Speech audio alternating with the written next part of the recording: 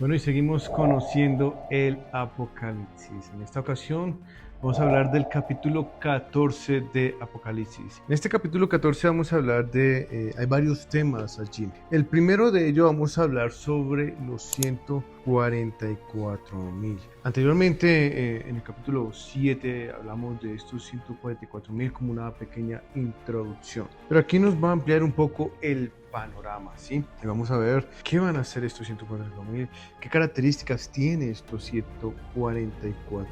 Lo primero que vamos a ver de ellos es su poder, el poder que tiene estos 144.000. Versículo 1 del capítulo 14 dice: miré que el Cordero estaba de pie sobre el monte de Sión y con él 144.000 que tenían el nombre del Cordero y el nombre de su Padre escrito en su frente. Recordemos que el libro de Apocalipsis es la revelación de Jesucristo al apóstol Juan. Y dice Juan: miré que el Cordero estaba de pie sobre el monte de Sión y lo acompañaban 144.000. Pero estos 144.000 tenían una característica, y es que estaban allí sellados, marcados allí en su frente el nombre del Cordero y de su Padre. O sea que tienen un gran poder estos 144.000, a diferencia de aquellos habitantes de la tierra que se han dejado marcar por el anticristo. Recordemos que en el capítulo anterior, en el 13, vamos a hablar de esa marca del anticristo allí también, y que van a tenerla en sus frentes o en sus manos allí, esa marca. Pero aquí estos 144.000 tienen un sello especial y tienen un gran poder a causa de ese sello. Lo segundo que vamos a ver es que estos 144.000 alaban a Dios. Miren lo que dice el versículo 2 y 3. Oí una voz del cielo, como el estruendo de muchas aguas y como el sonido de un gran trueno. La voz que oí era como el sonido de arpistas tocando sus arpas, y cantaban un cántico nuevo delante del trono y delante de los 4 seres vivientes y de los ancianos. Nadie podía aprender el cántico sino los 144.000 que habían sido rescatados de la tierra. ¿Sabe? Estos 144.000 alaban a Dios, tienen un cántico nuevo allí, una alabanza a Dios. A lo largo de la historia vemos lo importante que es alabar a Dios, reconocer, ¿sí? Y cuando se alaba a Dios, estos cánticos, si usted ve en este libro de Apocalipsis, porque no solamente en esta fracción, sino en otros capítulos hemos visto allí alabanzas al Cordero y a Dios por su soberanía, por su poder, y estas alabanzas caracterizan el dominio de Dios, la supremacía de Él sobre lo demás. Entonces vemos esa importancia, sabemos que los 4 seres vivientes, los 24 ancianos se han postrado y adorado a Dios allí, inclusive en el capítulo 4 y 5, donde también vimos parte de esa alabanza y esa adoración allí delante del trono de Dios. Entonces juega un papel importante, y estos 144.000 no se quedan atrás allí en alabar a Dios, tienen un cántico que inclusive dice solo ellos pueden aprendérselo allí. Versículo 4, en el versículo 4 vemos su pureza, su lealtad y su propósito que tienen estos 144.000. Su pureza, mire lo que dicen: estos son los que no se han contaminado con mujeres, pues son castos. ¿Qué quiere decir? Pues son vírgenes. El anticristo va a gobernar y va a manejar esto de una manera pecaminosa. Es mencionado en Apocalipsis Sodoma, y se ve ese pecado allí. Y hablando a esta parte sexual, el anticristo se va a sobrepasar a límites sexuales increíbles allí. Pero estos, a pesar de la contaminación que hay en el mundo en ese entonces, de las pecaminosas cosas que se pueden ver en cuestiones sexuales, ellos no se van a contaminar, van a estar allí firmes. Por eso dice su pureza, esa pureza caracterizada, porque dice que no se van a contaminar con mujeres, son vírgenes, son castos allí. Aparte de su pureza, vemos su lealtad, porque después sigue diciendo el versículo 4: estos son los que siguen al Cordero a donde quiera que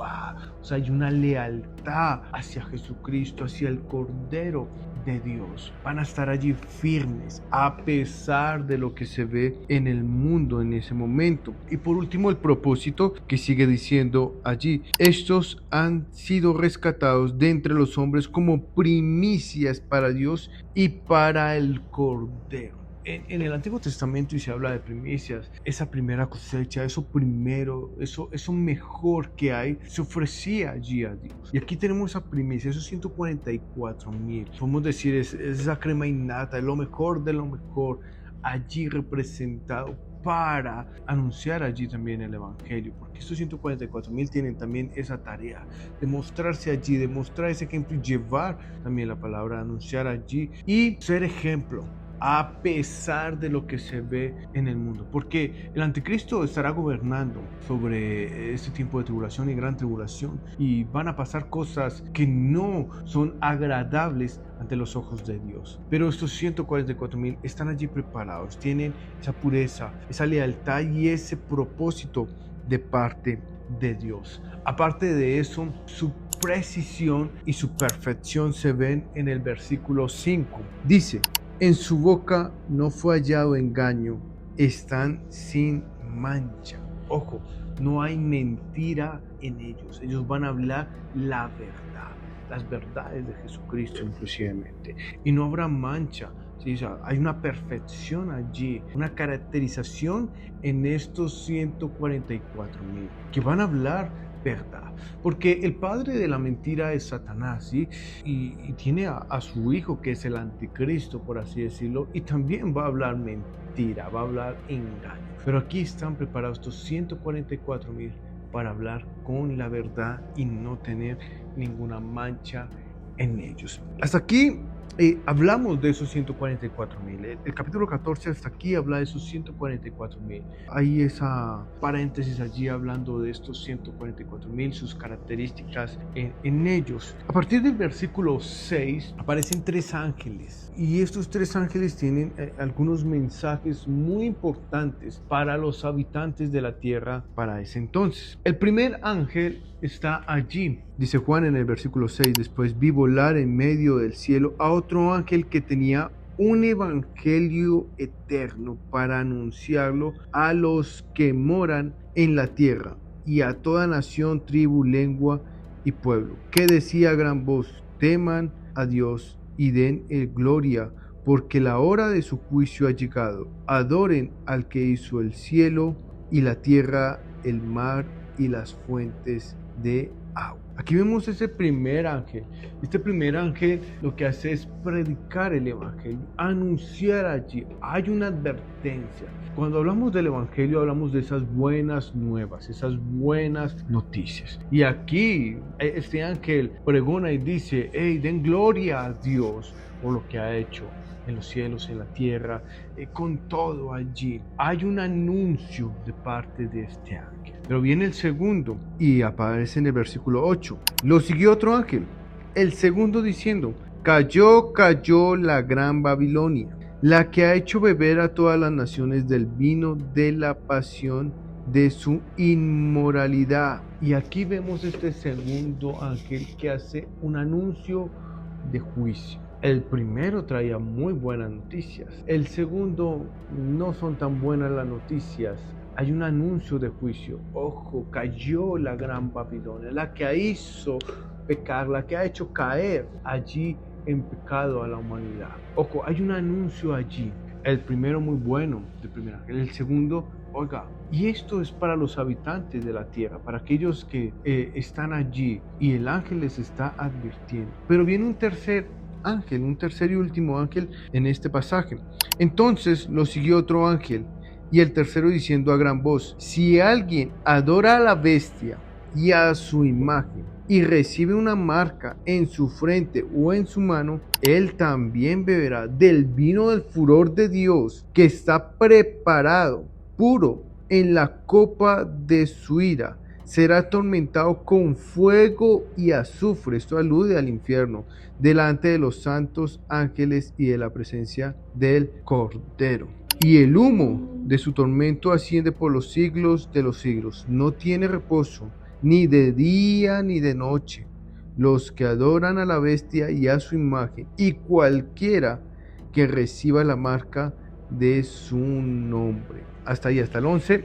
ahí habla ese tercer ángel. Y aquí hay una promesa, pero una promesa de condenación. Ojo, para los que vivan, para que los que acepten ese reinado del anticristo, de su imagen allí, van a estar ya condenados al infierno, porque habla sobre que serán atormentados con fuego y azufre, y esto es algo eterno allí. Entonces hay un mensaje también allí claro de este tercer ángel hacia la humanidad, y advierte, ojo, porque en el anterior capítulo vimos que el anticristo va a estar marcando allí y el panorama se va a complicar, pero estos que se dejen marcar van a estar ya condenados con las copas de la ira que tiene preparado Dios para aquellos que se marquen, para aquellos que van a estar allí al lado del anticristo. A partir del versículo 12 y 13 se habla de unos santos. Dice, inclusive hay dos características: cómo vivieron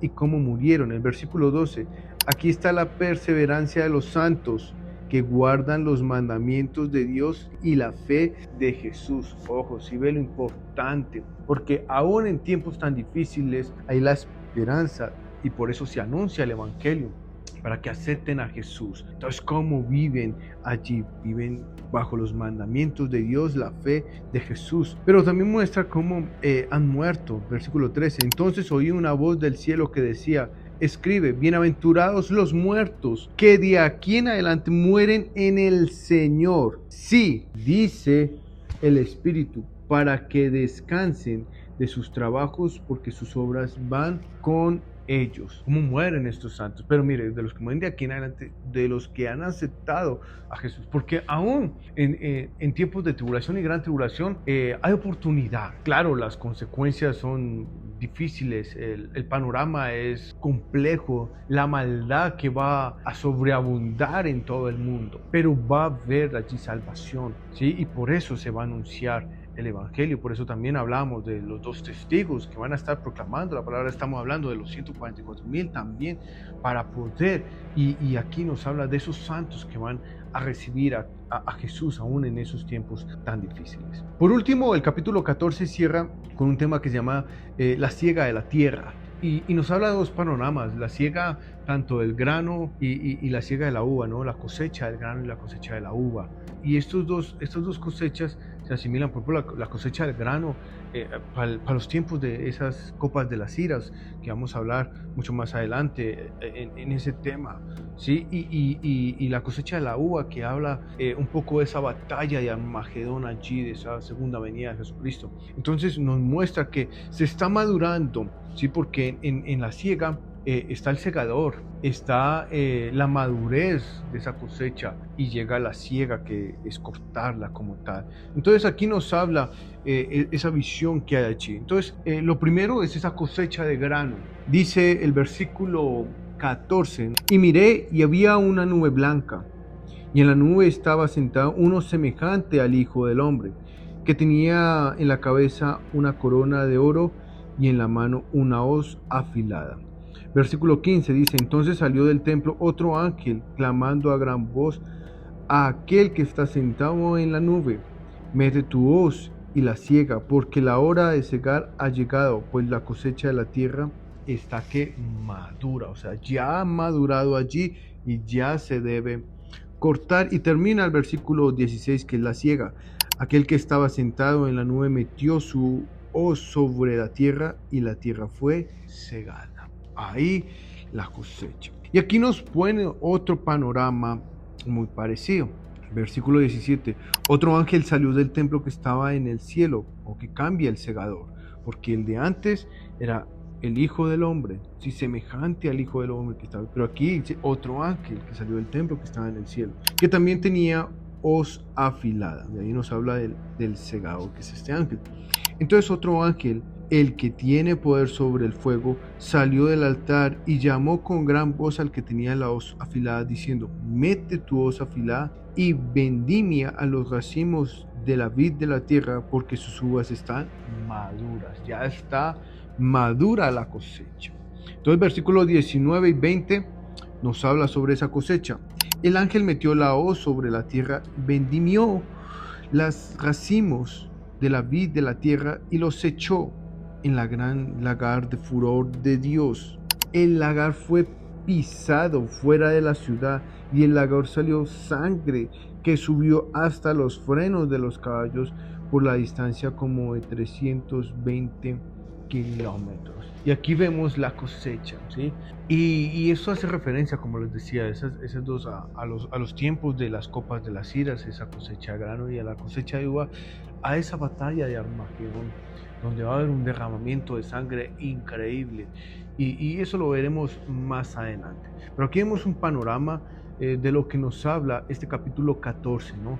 Nos habló de los 144,000, el mensaje de esos 3 ángeles, de los santos. Ahí vamos acumulando información de los santos. Recordemos que los santos es otro grupo muy diferente a la iglesia y a los que vivieron antes de Jesucristo. Y por último, estas cosechas, esta siega que va a haber en la tierra. Recordemos que habrá un juicio de parte también de Dios y estaría allí cortando él. Así que eso es el capítulo 14 de Apocalipsis.